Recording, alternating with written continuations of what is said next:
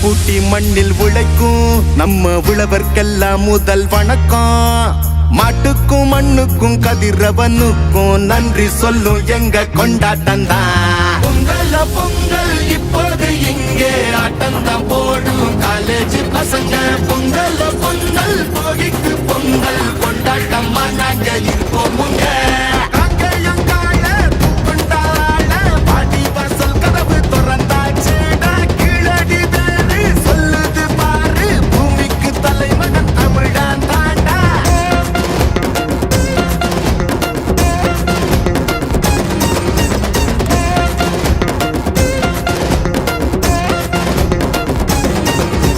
பட்டியில் அடங்கும் ஆட்ட போல வாழ்வதெல்லாம் ஒரு வாழ்க்கை இல்ல.